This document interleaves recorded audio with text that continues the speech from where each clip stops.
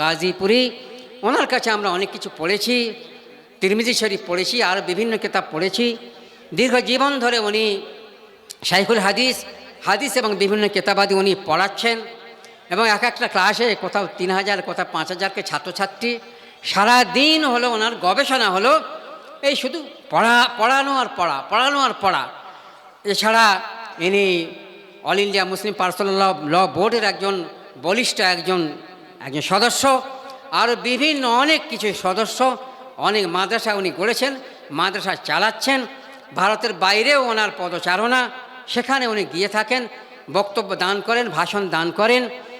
তো এরকম একজন, এবং এই কয়েকদিন আগে রিসেন্টলি উনি আবার এক বিশেষ ব্যক্তির কাছ থেকে হযরত মাওলানা আবুল হাসান আলী নদভী সাহেবের এক খলিফার কাছে উনি খেলাফতও পেয়েছেন। আল্লাহ ওনার হায়াতকে আরও দারাজ করুন, আর জীবনকে নূরে নূরান্বিত করুন। এবং পরপর কয়েক বছর উনি আসছেন। আমরা একটু চেষ্টা করলে हज़रत से गुजारिश है कि जितना हो सके आसान अल्फाज इस्तेमाल करके अपनी तकरीर पेश करें। इसी के साथ এর সঙ্গে আমি কথা শেষ করছি। আমরা মনোযোগ দিয়ে শোনার চেষ্টা করব, ইনশাআল্লাহ শুনলে বুঝতে পারবো। হ্যাঁ, আমরা একটু আগে আসি, আর ভাইরা যারা দূরে দূরে আসি আমরা একটু আগে এসে জমে বসি। আল্লাহ পাক আমাদের আমল করা। আমরা একটু সামনে সরে আসি না, তবেই তো হবে, সব কিছু হবে। আমরা যারা বাইরে আছি মজমাতে চলে আসি। মজমায় না চলে আসলে আমাদের গুনাহ মাফ হবে না, আর আমরা সেই পুরস্কার পাবো না। আল্লাহ পাক আমাদের আমল করার তৌফিক দান করুক। ওমা আলিনা ইল্লাল বালাগ।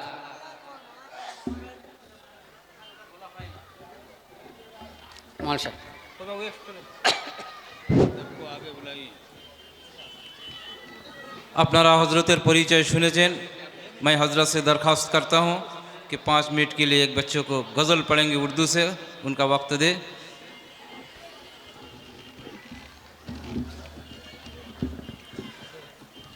अस्सलामु अलैकुम व रहमतुल्लाहि व बरकातुह। सोहबत अल्लाह वालों की, सोहबत अल्लाह वालों की अपना रंग दिखा जाती है। सोहबत अल्लाह वालों की अल्लाह से मिलवा जाती है। सोहबत अल्लाह वालों की, सोहबत अल्लाह वालों की। जुल्म सितम हो, दर्द हो, गम हो, या कोई हो रंजो अलम। जुल्म सितम हो, दर्द हो, गम हो, या कोई हो रंजो अलम। सारे ताल्लुक रब से जोड़ो, कर देगा ओ नज़र करम, कर देगा ओ नज़र करम। तारे सितारे मिला जाती है सोहबत अल्लाह वालों की, अल्लाह से मिलवा जाती है। सोहबत अल्लाह वालों की, सोहबत अल्लाह वालों की अपना रंग दिखा जाती है। सोहबत अल्लाह वालों की अल्लाह से मिलवा जाती है। सोहबत अल्लाह वालों की, सोहबत अल्लाह वालों की। ज़िक्रे हक़ की, फ़िक्रे हक़ की सच्ची लगन मिल जाती है। ज़िक्रे हक़ की, फ़िक्रे हक़ की सच्ची लगन मिल जाती है। कल्ब को अल्लाह अल्लाह अल्लाह अल्लाह की धुन मिल जाती है, अल्लाह की धुन मिल जाती है। मासियत छुड़वा जाती है सोहबत अल्लाह वालों की, अल्लाह से मिलवा जाती है। सोहबत अल्लाह वालों की, صحبت اللہ والوں کی اپنا رنگ دکھا جاتی ہے صحبت اللہ والوں کی اللہ سے ملوا جاتی ہے صحبت اللہ والوں کی صحبت اللہ والوں کی حق سفیر ہے یہ بدر منیر ہے یہ حق سفیر ہے یہ بدر منیر ہے یہ روشن دماغ ہے یہ روشن ضمیر ہے یہ روشن دماغ ہے یہ روشن ضمیر ہے یہ ان کی وفائے پیاری ان کی ادائے پیاری ان کی صدائے پیاری ان کی دعائیں پیاری ہے خوش نصیب لوگوں ہے خوش نصیب لوگوں جن کو نصیب ہو صحبت اللہ والوں کی صحبت اللہ والوں کی اللہ سے ملوا جاتی ہے صحبت اللہ والوں کی اپنا رنگ دکھا جاتی ہے صحبت اللہ والوں کی صحبت اللہ والوں کی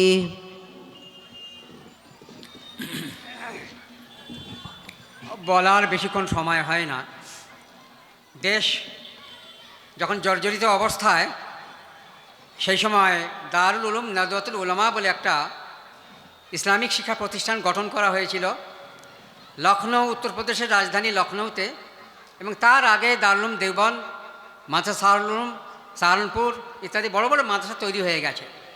প্রয়োজন পড়েছিল এমন একটি শিক্ষা প্রতিষ্ঠান গড়া হোক যেখানে নতুন এবং পুরানত্বের সঙ্গম হবে, জাদিদ আর কদিম কা সঙ্গম, অর্থাৎ যেখানে কোরআন হাদিস ইত্যাদি পরিপূর্ণরূপে থাকবে এবং তার সঙ্গে সঙ্গে এই যুগোপযোগী যা কিছু দরকার, আমাদের এখানে হলে বাংলা, উত্তরপ্রদেশ হলে উর্দু, তার সঙ্গে প্রয়োজনীয় বিজ্ঞান, ইংরাজি এবং ফিলোসফি, রাজনীতি ইত্যাদি ইত্যাদি একজন মৌলানা সাহেবের যে সাধারণ জ্ঞান রাখা দরকার, এই মর্মে সারা ভারতবর্ষে কনফারেন্স হয়, এইরকম একটা প্রতিষ্ঠানের দরকার।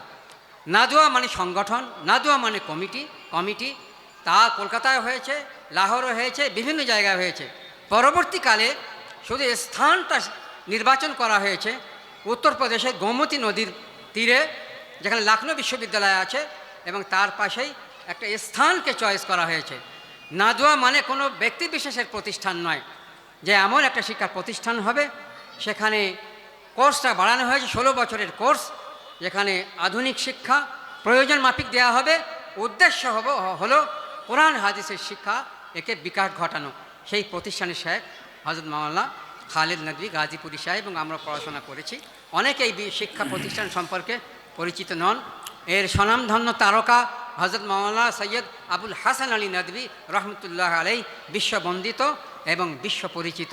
কাবা শরীফের দরজা খোলা হতো না কোনো এমন বিশেষ ব্যক্তির জন্য, খোলা হতো না। হযরত মাওলানা আবুল হাসান নদভী রহমতুল্লাহ আলাইহি যখন মক্কা শরীফে যেতেন, তো ওখানকার বাদশাহ এসে দরজা খুলে দিতেন কাবার দরজা ভিতরে প্রবেশ করার জন্য, চাই উনি নামাজ পড়ুন বা নাই পড়ুন। যাই হোক, এই প্রতিষ্ঠান ধীরে ধীরে বিকশিত হচ্ছে। আমাদের দারুল উলুম দেওবন্দ, দারুল উলুম নাদওয়াতুল উলামা, মাদ্রাসা সাহারানপুর, বড় বড় মাদ্রাসা আছে, সর্বত্রই দিনের খেদমত চলছে। আল্লাহ পাক আমাদের এনার কথা বোঝার তৌফিক দান করুন।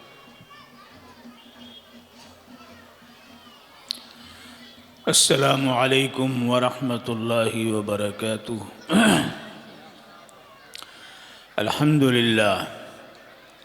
الحمد لله نحمده ونستعينه ونستغفره ونؤمن به ونتوكل عليه ونعوذ بالله من شرور أنفسنا ومن سيئات أعمالنا. من يهده الله فلا مضل له ومن يضلله فلا هادي له.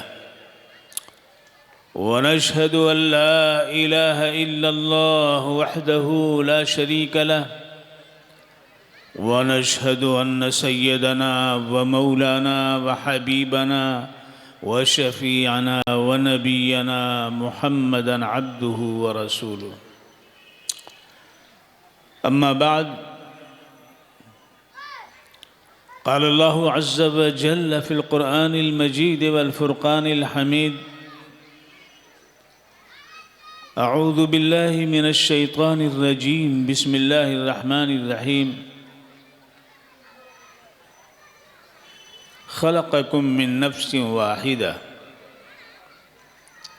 وجعل منها زوجها وأنزل لكم من الأنعام 8 أزواج يخلقكم في بطون أمهاتكم خلقا من بعد خلق في ظلمات 3 ذلكم الله ربكم لا إله إلا هو فأنى تصرفون. إن تكفروا فإن الله غني عنكم ولا يرضى لعباده الكفر وإن تشكروا يرضه لكم. صدق اللہ العظیم. معزز حاضرین، دارالعلوم جگدیہ حنانیہ کا یہ سالانہ اجلاس ہو رہا ہے اور ہمیں آپ کی محبت کا شکریہ بھی ادا کرنا ہے، اور خاص طور سے اس ادارے کے ذمہ داران جو ہر سال مجھے یاد کرتے ہیں، اور مجھے بھی ایک لگاؤ سا اس ادارے سے ایسا ہو گیا ہے کہ سال بھر ہم بھی یاد کرتے رہتے ہیں جگدیہ کو. جس طرح جگ لوگ یاد کرتے ہیں، ایسی جگدیہ کے اندر جو ہے جگ بھی شامل ہے اور دیا بھی شامل ہے. جگ کے معنی زمانے کے آتے ہیں اور دیا کے معنی روشنی کے آتے ہیں. زمانہ بھی چاہیے، اور زمانہ روشن ہو، منور ہو، یہ بھی چاہیے. اور دونوں کے ساتھ ایک تیسری چیز چاہیے جس کی وجہ سے روشنی بڑھتی چلی جاتی ہے اور زمانہ اس کی صالحیت، نافعیت بڑھتی چلی جاتی ہے. وہ تیسری چیز کیا ہے؟ وہ محبت ہے، شفقت ہے، رحمت ہے، چاہت ہے، حسن انسجام ہے، تجمل ہے، ہم آہنگی ہے. لہذا حنان کے معنی یہی ہوتے ہیں. تو دیکھیے یہ ادارہ جو ہے، اس کے نام کے اندر اللہ نے تینوں صفات رکھی ہیں. جگ بھی ہے، دیا بھی ہے اور حنانیہ بھی ہے. لہذا یہی وہ شفقتیں ہیں، رحمتیں ہیں، مودتیں ہیں کہ آپ اس کے اس پریسر میں آ کر کے، اس میدان میں آ کر کے سالانہ اجلاس میں شریک ہو کر کے ہماری مائیں بہنیں بھی اور آپ بھی ایک طرح کا سکون، قلبی سکون محسوس کرتے ہیں، اور دین کا بہت کچھ علم لے کر کے آپ جاتے ہیں. صبح سے لے کر کے شام تک سلسلہ چلتا رہا طلباء کا، اور شام سے یہ سلسلہ اکابر علماء کا شروع ہوا ہے، اور یہ صبح تک انشاءاللہ چلتا رہے گا. آپ سن کر کے جائیں گے، انشاءاللہ زندگی میں اس سے بڑی تبدیلی واقع ہوگی. آپ یقیناً ابھی حضرت مولانا شمس الدین صاحب ندوی وہ آیت پڑھ کر کے آپ کو سمجھا رہے تھے، بتا رہے تھے، جس سے آیت کے سیاق میں یہ بات سمجھ میں آ رہی تھی کہ یہ زبان بھی اللہ کی نعمت ہے. اختلاف السنتکم و الوانکم، ایک ہی زبان ہے. اللہ نے ہمارے جسم میں جتنے اعضاء دیے ہیں، دو دیے ہیں. 2 ہاتھ دیے ہیں، 2 پیر دیے ہیں، 2 آنکھیں دی ہیں، 2 کان دیے ہیں، 2 جبڑے دیے ہیں، 2 پھیپھڑے دیے ہیں، 2 کڈنیاں دی ہیں. سب دیا ہے کہ نہیں دیا ہے؟ سارے اعضاء اللہ نے 2 دیے ہیں. کیوں؟ تاکہ ہمیں سکون ملے. اگر ایک ہوتا اور ایک نہ ہوتا، آنکھ ہوتی ایک ہی، تو ہمیں لوگ کیا کہتے؟ کانا کہتے کہ نہیں کہتے؟ کنوا کے بلا دو، تو کنوا سن کر کے دل ٹوٹتا کہ نہیں ٹوٹتا؟ اللہ کا فضل ہے کہ اس نے ہمیں 2 آنکھیں دی. اور اگر ایک بڑی آنکھ ہوتی، ایک چھوٹی آنکھ ہوتی، ایک بیل کی آنکھ ہوتی اور ایک ہاتھی کی آنکھ ہوتی، تو پھر بتائیے کیا کرتے ہیں ہم؟ کتنے چھپتے چھپاتے رہتے، کیسا جو ہے منظر قبیح ہوتا، دیکھنے کے لائق نہیں ہوتا۔ اس مالک نے ہمیں ایسی آنکھیں دی جس میں حسن ہے، جس میں چاہت ہے، جس میں کشش ہے، جس میں رونق ہے، جس میں رعنائی ہے، جس میں زیبائی ہے، اور جس میں ایسی اللہ رب العزت نے کشش ثقل رکھی ہے کہ کھنچتا چلا جاتا ہے انسان ایک نظر میں۔ آنکھوں آنکھوں میں اشارے ہو گئے، آنکھوں آنکھوں میں اشارے ہو گئے، ہم تمہارے تم ہمارے ہو گئے۔ ایک نظر میں کہاں سے کہاں معاملہ پہنچ جاتا ہے۔ تو اللہ نے ایسی پیاری آنکھیں ہم کو عطا فرمائی ہیں۔ ایک ہاتھ بڑا ہوتا اور ایک ہاتھ چھوٹا ہوتا تو کیا ہوتا؟ کیسے نظر آتے ہم؟ ایک پیر بڑا ہوتا، ایک پیر چھوٹا ہوتا تو ہم چل نہیں پاتے۔ اللہ اس پہ قادر تھا۔ پھر اس مالک نے، عجیب بات ہے کہ ہمیں پیدا کیا تو ایک جان سے پیدا کیا اور اس جان کا جوڑا بھی اسی سے بنا دیا۔ لہذا بیوی ہماری جو ہے، عورتیں جو ہماری ہیں، ان کا جو ہے میٹیریل، یعنی جس سے کوئی چیز بنائی جاتی ہے اس کو میٹیریل کہتے ہیں۔ آپ گھر بناتے ہیں، آپ جھوپڑی ڈالتے ہیں، اسی اعتبار سے اس کا میٹیریل بھی لاتے ہیں کہ نہیں لاتے ہیں؟ ایسا نہیں کہ جھوپڑی بنائیں اور اوپر آپ جو اینٹیں رکھ دیں تو جھوپڑی ٹھہرے گی؟ نہیں ٹھہرے گی۔ آپ جھوپڑی بنا رہے ہیں تو اوپر اس کی چھت بھی جھوپڑی کے اعتبار سے آپ بناتے ہیں۔ لہذا اللہ تبارک و تعالیٰ نے ہمیں بنایا تو ہمارا جوڑا جو ہے وہ بیل یا گائے کو نہیں بنایا، بھینس کو نہیں بنایا وہ چاہتا تو بنا دیتا۔ جیسا کہ ہمارے برادران وطن کو، سمجھ گئے آپ، انہوں نے ہاتھی کا سر لگا دیا، کئی ہاتھ بنا دیے، کئی سر لگا دیے، لگائے کہ نہیں لگایا؟ یہ ان کی بات ہے، ان کو اس پر یہی نہیں ہوا کہ دو آنکھ سے کیسے کوئی دیکھ سکتا ہے چاروں طرف، تو 4 سر لگا دیے۔ 2 ہاتھ سے کیسے کسی پر اپنی قوت کا، طاقت کا، بل کا مظاہرہ کر سکتا ہے، تو 8 بھجائیں لگا دی، 8 لگا دیا، کسی میں تلوار پکڑا دیا، کسی میں کچھ اور پکڑا دیا، کسی میں کچھ اور پکڑا دیا۔ یہ انسان کی وہ شکی مزاج کی یہ گویا کہ مظاہرہ ہے، منظر ہے جو ہمارے سامنے ہے۔ پھر یہ کہ اللہ رب العزت نے ہمیں پیدا کیا تو کہاں پیدا کیا؟ خلقکم من نفس واحدہ وجعل منها زوجها، اسی سے اس کی بیوی کو بھی پیدا کیا، جوڑے کو بھی پیدا کیا۔ اگر یہ جوڑا نہ ہوتا تو اگر ہاتھ نہ ہو تو لولا کہلاتے، آنکھ نہ ہو تو کانا کہلاتے، پیر نہ ہو تو لنگڑا کہلاتے، ہوتے کہ نہیں؟ کان ایک کٹا ہوا ہو تو کنکٹا کہلاتے، اور اگر ایک ہونٹ اوپر کھچی ہوتی ہے کہ نیچے کھچی ہوتی تو پتہ ہی کیا منظر ہوتا، ہم کیسے نظر آتے۔ اللہ تبارک و تعالیٰ نے سارے اعضاء کو جوڑا جوڑا بنایا۔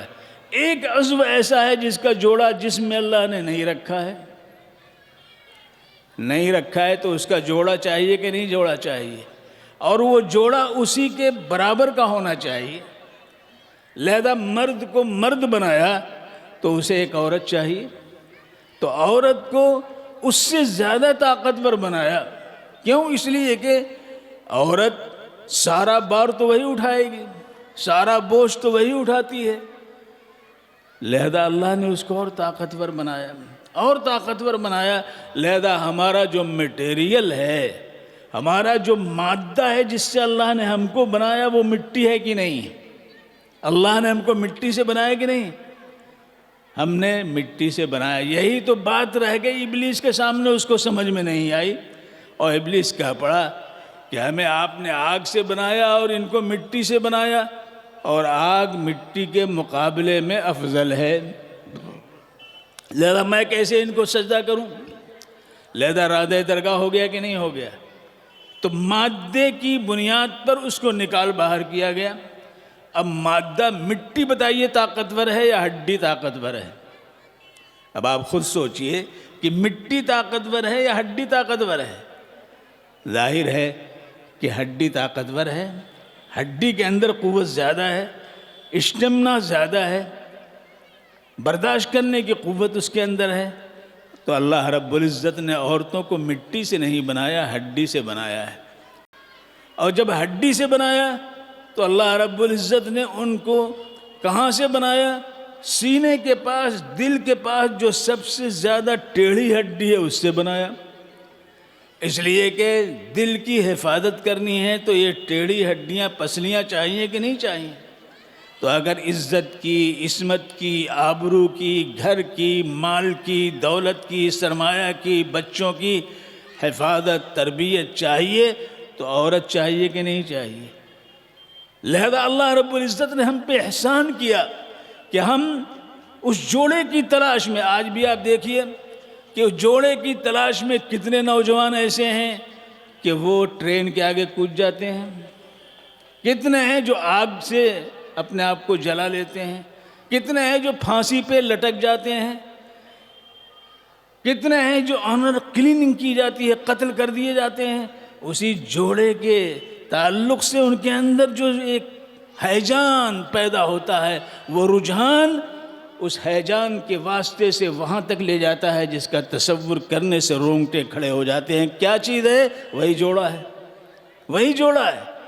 تو اللہ تبارک و تعالیٰ نے اس جوڑے کو حاصل کرنے کے لیے ایک آسان طریقہ ہمیں عطا فرمایا، آسان طریقہ عطا فرمایا جسے ہم نکاح کہتے ہیں، جسے ہم کیا کہتے ہیں؟ نکاح کہتے ہیں. اور ایک بات دیکھیے، میں آپ کو نقطے کی بتانا چاہتا ہوں. وہ بات یہ ہے کہ ہر کام سے ایک تصرف کا حق ملتا ہے، ہر عمل سے ایک تصرف، یعنی اس پر آپ اپنے مزاج، عقل، دانائی کے مطابق فیصلہ کرتے ہیں. مثلا آپ کے پاس کھیت ہے تو کھیت میں آپ ایک تصرف کر سکتے ہیں، یعنی اس میں جو پیداوار ہے اس کو کاٹ کے گھر لے آئیں، اس کو بیچ دیں یا کھائیں. یہی تصرف ہوگا، یہی تصرف ہوگا. آپ کی دکان ہے، دکان میں آپ بیٹھے ہیں، سامان کو آپ بیچ رہے ہیں، پیسہ لے رہے ہیں. لیکن نکاح کے ذریعے جان پر بھی تصرف کا حق ملتا ہے اور مال پر بھی تصرف کا حق ملتا ہے، دونوں پہ تصرف کا حق ملتا ہے. نکاح وہ شے ہے، حضرت حضور اکرم صلی اللہ علیہ وآلہ وسلم نے ام المومنین حضرت خدیجۃ الکبریٰ رضی اللہ تعالی عنہ سے جب نکاح کیا تو حضرت خدیجۃ الکبریٰ نے اپنے آپ کو بھی آپ کے حوالے کیا اور اپنے مال و منال کو بھی آپ کے حوالے کیا. تو دونوں پر تصرف حضور صلی اللہ علیہ وسلم نے کیا کہ نہیں کیا؟ لہذا آپ جب نکاح کرتے ہیں، شادی کرتے ہیں تو دو تصرفات آپ کو ملتے ہیں اس نکاح کے عوض میں، نکاح کے بدلے میں. لہذا آپ جان پر بھی تصرف، اس کی عزت آپ کے ہاتھ میں ہے، اس کی عصمت آپ کے ہاتھ میں ہے، اس کا خرچہ آپ کے ہاتھ میں ہے، دوا دارو کرنا آپ کے ہاتھ میں ہے. اور اگر وہ صاحب مال ہے تو اس مال سے بھی آپ ضرورت کے مطابق آپ بھی خرچ کر سکتے ہیں اور وہ بھی خرچ کر سکتی ہے. حضرت ابو سفیان بڑے مالدار تھے، لیکن حدیث میں آتا ہے کہ مسیک تھے، رجل مسیکن. مسیک کہتے ہیں جو رگڑ رگڑ کے خرچ کرے، جلدی دے نہیں، جلدی نکالے نہیں، 10 دفعہ مانگی ہے تو جا کر کے نکالتا ہے. تو حدیث میں آتا ہے کہ ان کی اہلیہ حضرت ہند آئیں اور حضور صلی اللہ علیہ وسلم سے انہوں نے کہا، حضور ابو سفیان جو ہیں وہ خرچ کرنے میں ذرا بہت رگڑتے ہیں، تنگ ہیں، تو بچوں پر خرچ کرنے کے لیے میں ان کے مال سے ان کی اجازت کے بغیر لے سکتی ہوں یا نہیں لے سکتی ہوں؟ کس نے پوچھا؟ ابو سفیان کی بیوی نے پوچھا. اللہ کے رسول نے فرمایا لے سکتی ہو. تو تصرف ہو گیا کہ نہیں ہو گیا؟ تو شوہر بیوی کے مال سے اور بیوی شوہر کے مال سے، شوہر بیوی کی جان سے اور بیوی شوہر کی جان سے وہ تصرفات کرنے کا ان کو حق ملتا ہے جو دنیا میں کوئی حق نہیں دے سکتا ہے اس کے علاوہ. اگر وہ حق دیتا ہے تو وہ ظالم ہے، وہ طاغی ہے، وہ متمرد ہے، وہ سرکش ہے، وہ عاتی ہے، وہ اللہ کا نافرمان ہے، وہ زانی ہے. زنا کرتا ہے کہ اگر شادی اس کی نہیں ہوئی ہے اور ایسا کرتا ہے تو اس کو 100 کوڑے لگائے جائیں گے، اور اگر مر گیا ان کوڑوں سے تو جتنے کوڑے باقی ہوں گے اس کی قبر پر وہ کوڑے لگائے جائیں گے، اتنا سخت معاملہ ہے۔ اور اگر شادی شدہ ہے اور کسی کے ساتھ اس نے زنا کیا تو ایسی صورت میں اس کو پتھر سے مار مار کر کے ختم کر دیا جائے گا، کوئی رحم نہیں کرے گا۔ اللہ نے خود فرمایا کہ اس پر رحم نہ کرو، رحم کا احساس بھی نہ ہو، ایسا ظالم ہے۔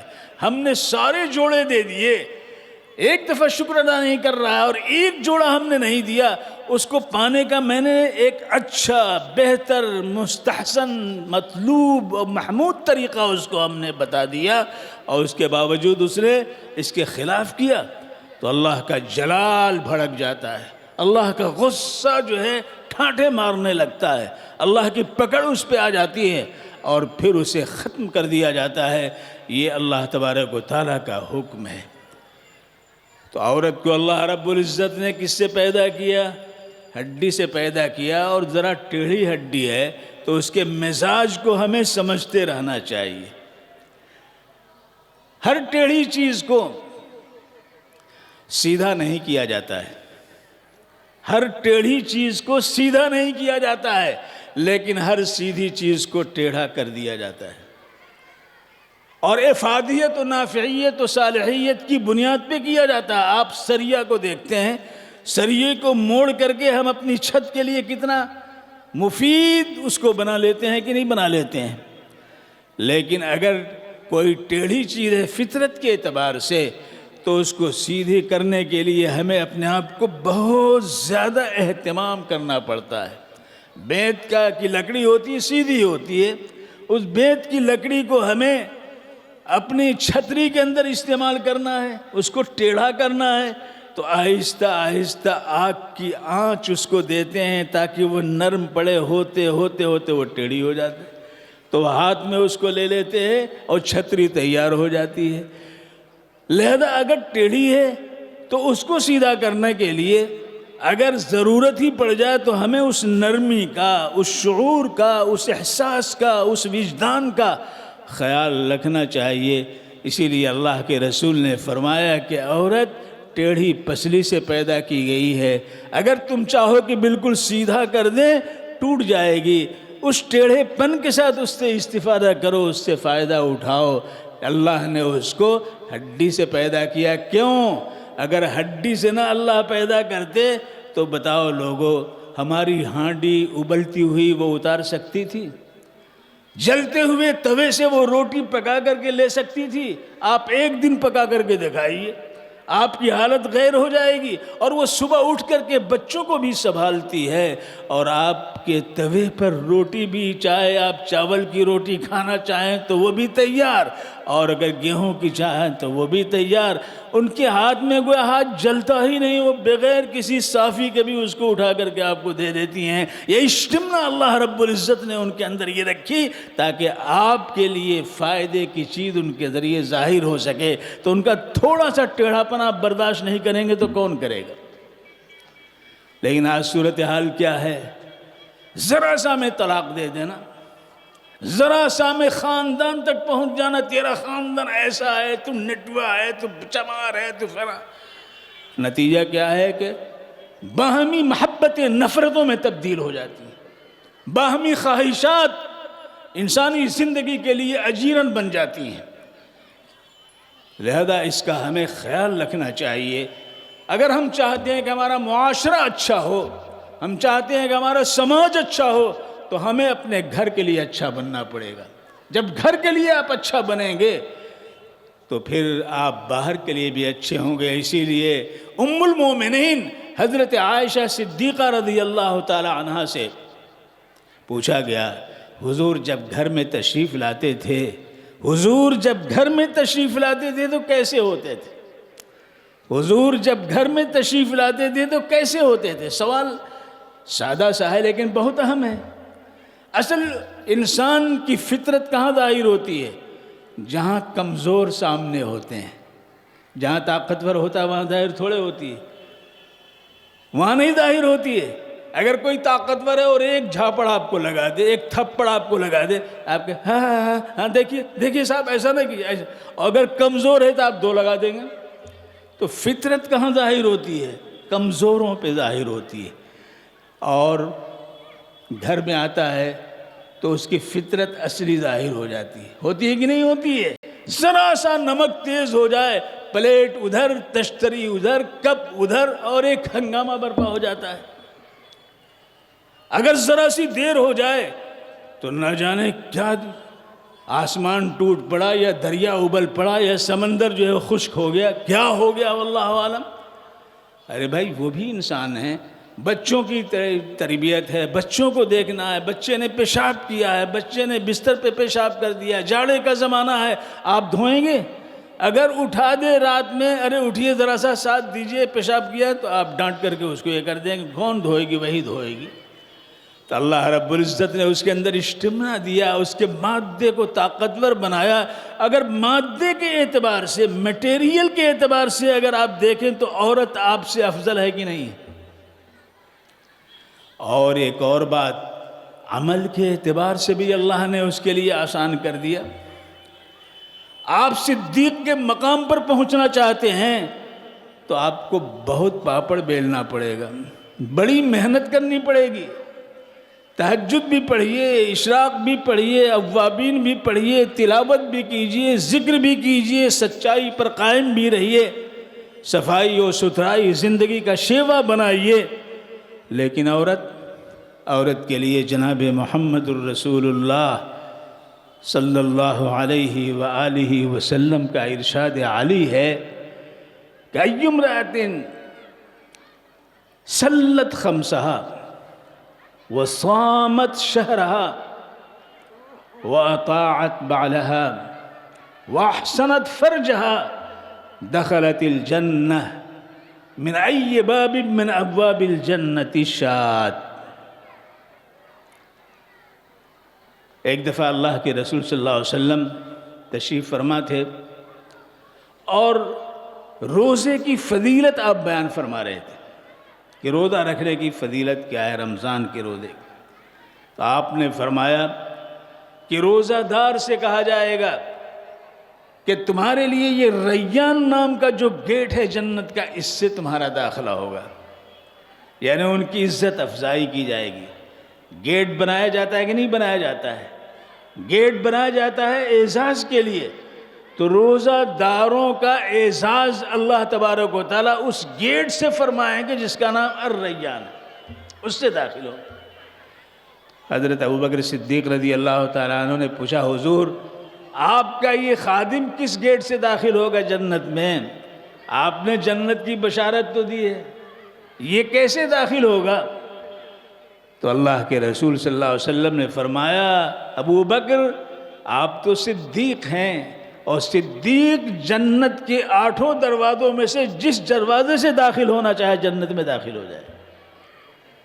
اب عورتوں کے لیے کیا کہا جا رہا ہے کہ وہ عورت جو 5 وقت کی نماز پڑھ لے، 1 مہینے کا روزہ رکھ لے، اور اپنی آبرو عزت کی حفاظت کرے اور اپنے شوہر کی بات مانے، تو اللہ تبارک و تعالیٰ اسے کہیں گے جنت کے جس دروازے سے چاہو تم جنت میں داخل ہو جاؤ۔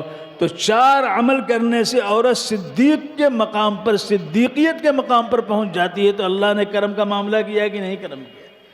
کیوں؟ اس لیے کہ اس کو برداشت کرنا ہے، اس کو سماج کو بنانا ہے، اس کو معاشرے کی تشکیل کرنی ہے، معاشرے کو وجود میں لانا ہے، بچوں کو نیک بنانا ہے، بچوں پر محنت کرنی ہے، ان کی صرف مادی جسمانی تربیت ہی نہیں بلکہ علمی، روحانی اور فکری اور وجدانی یہ بھی تربیت اس کے ذمہ ہے۔ اسی لیے بچیوں کا، عورتوں کا، ان کی تعلیم و تربیت کا نظم کرنا ہم پہ فرض ہے۔ وہ بن جائیں تو انشاءاللہ سماج بنتا چلا جائے گا، ہماری روح بھی پوتر ہوگی اور ہمارا جسم بھی پاک و صاف ہوگا۔ لہذا اللہ رب العزت نے اسی لیے فرمایا، خلقکم من نفس واحدہ وجعل منها زوجها وانزل لکم من الانعام 8 ازواج۔ دیکھیے بیوی کے تذکرے کے بعد جوڑے کے لیے قوت چاہیے، طاقت چاہیے، غذا چاہیے، چاہیے کہ نہیں چاہیے؟ اللہ رب العزت نے قرآن پاک میں اس مقام پہ سورہ زمر کے اندر کیا فرمایا؟ اور اسی ذات نے تمہارے لیے اتارا ہے۔ کیا اتارا ہے؟ آج تک شاید ذہن میں آپ کے نہ آیا ہو کہ آپ کی گائے جو دودھ دیتی ہے، یہ دودھ دینے والی گائے زمین سے پیدا ہوئی ہے یا کہاں سے آ گئی؟ اللہ کیا کہہ رہا ہے؟ وَأَنزَلَ لَكُم مِّنَ الْأَنْعَامِ ثَمَانِيَةَ أَزْوَاجٍ، اور وہی وہ ذات ہے جس نے تمہارے لیے چوپائے اتارے ہیں، 8 قسم کے چوپائے۔ 8 قسم سے چوپائے یعنی 4 جوڑے، اونٹ، اونٹنی، گائے، بیل اور گائے، خصی یعنی بکرا اور بکری، اور بھیڑ و دمبا۔ بھیڑ اور بھیڑا، یہ 8 اللہ نے تمہارے لیے اتارے، 8 ازواج، تاکہ آپ ان سے استفادہ کریں۔ لیکن ایک بات میں آپ سے پوچھتا ہوں، یہ بتائیے گائے دودھ دیتی ہے؟ دیتی ہے؟ نہیں دیتی ہے۔ گائے دودھ دیتی ہے؟ ارے بولو نا بھائی، گائے یہاں ہوتی ہے کہ نہیں ہوتی ہے؟ گائے دودھ دیتی ہے؟ نہیں دیتی ہے۔ ارے اس وقت دیتی ہے جب آپ اس کے نیچے بالٹی رکھتے ہیں، جب آپ ایک پیڑھا لے کے بیٹھ جاتے ہیں، اور جب آپ اس کے تھن کو ذرا نرم کرنے کے لیے ہاتھ پھیرتے ہیں، انگلیاں اس پر پھیرتے ہیں، اور اس کو ناد میں جو ہے کچھ کھلانے کے لیے ڈال دیتے ہیں، اور اس کے بچے کو قریب کر دیتے ہیں، یہ ساری باتیں کرتے ہیں، دم کو پکڑ کر کے باندھ دیتے ہیں، تب جا کر کے گائے دودھ دیتی ہے، یعنی لینا پڑتا ہے، وہ دیتی نہیں ہے۔ گائے دودھ دیتی نہیں ہے، دودھ نکالنا پڑتا ہے۔ جب یہ ساری ترکیبیں آپ کرتے ہیں تب جا کے گائے دودھ دیتی ہے، بھینس دودھ دیتی ہے۔ تو محنت کرنی پڑتی ہے نا بھائی، کوشش کرنی پڑتی ہے، اور کوشش کی بنیاد پر خوشیاں ملتی ہیں۔ کوشش کی بنیاد پر کیا ملتی ہیں؟ خوشیاں ملتی ہیں۔ آج جن بچوں کی یہاں دستار بندی ہوگی، جن بچوں کی پگڑیاں باندھی جائیں گی، انہوں نے کئی سال یہاں محنت کی ہے کہ نہیں محنت کی؟ آج اس کوشش کے نتیجے میں ان کو خوشی ملے گی کہ ان کے سروں پر پگڑی باندھی جائے گی۔ تو ہمیشہ یاد رکھیے کہ کوشش کے نتیجے پر خوشیاں ملتی ہیں، اور بغیر کوشش کے اگر کچھ چاہے آدمی تو کیا ملتا ہے؟ ڈپریشن ملتا ہے، ٹینشن ملتا ہے، اس لیے کہ وہ چیز ملتی ہی نہیں ہے بغیر کوشش کے لینا چاہے تو اللہ تبارک و تعالیٰ نے فرمایا وَأَنزَلَ لَكُم مِّنَ الْأَنْعَامِ 8 ازواج، اور اسی نے اتارا ہے آسمان سے من الانعام 8 ازواج، یہ 4 جوڑے اور 8 قسم کے یہ جانور چوپائے جو حلال ہیں۔ حلال ہے، گائے حلال ہے نا بھائی؟ آپ لوگ تو ماشاءاللہ کیا کہتے ہیں، روزانہ جو ہے پائے کھاتے ہوں گے، سردی کا زمانہ ہے، ہم لوگ لکھنؤ میں تو ترستے ہیں۔ حلال ہے لیکن حکومت کا جلال ہے، کھا لیں تو بوال ہے، لہذا سب چاہتے ہوئے ہم لوگ نہیں کھا پاتے ہیں۔ آپ کو اللہ رب العزت نے ابھی ایسی ریاست دی ہے، ایسا موقع دیا ہے کہ اللہ کا شکر کر کے کھاؤ تاکہ یہ چیز قائم رہے۔ جس عمل پہ، جس چیز میں شکر ادا کیا جاتا ہے، اللہ تبارک و تعالیٰ اس کو بڑھاتے چلے جاتے ہیں۔ لَئِن شَكَرْتُمْ لَأَزِيدَنَّكُمْ وَلَئِن كَفَرْتُمْ إِنَّ عَذَابِي لَشَدِيدٌ، اگر تم شکر کرو گے تو ہم بڑھاتے چلے جائیں گے، لہذا آپ شکر کے ساتھ کھایا کیجئے۔ تو اللہ تبارک و تعالیٰ نے یہ چوپائے ہمیں دیے جو حلال ہیں، لیکن ایک بات یاد رکھیے، اللہ رب العزت نے حلال تو کیا ہے، لیکن حلال کب ہوں گے؟ 3 شرطیں جب پائی جائیں گی۔ یہاں ہمارے علماء موجود ہیں، ایسا نہیں کہ گائے موجود ہے بس آپ کھا ڈالیں اس کو، اس کے تھن کو کاٹ کر کے، یا چربی ہے دمبے کے اوپر اس کو کاٹ کر کے اس کو جو ہے سینک کر کے کھا لے، نہیں، حرام ہے وہ۔ حلال ہے لیکن آپ کے لیے کھانے کے ذیل میں حلال ہونے کے لیے 3 شرطیں ہیں۔ نمبر 1 یہ ہے کہ ذبح کرنے والا مسلمان ہو، غیر مسلم نہ ہو۔ نمبر 2، ذبح کرنے والا مسلمان ہے لیکن وہ بسم اللہ پڑھ کر کے ذبح کرے، ایسا نہ ہو کہ بغیر بسم اللہ کے ذبح کر دے۔ بہت سے یہ مرغے کاٹنے والے کھٹا کھٹ کاٹتے ہیں، نہ وہ اس کا لحاظ کرتے ہیں کہ اوپر سے کاٹ رہے ہیں یا نیچے سے کاٹ رہے ہیں، بسم اللہ پڑھ رہے ہیں کہ نہیں پڑھ رہے ہیں۔ تو بتائیے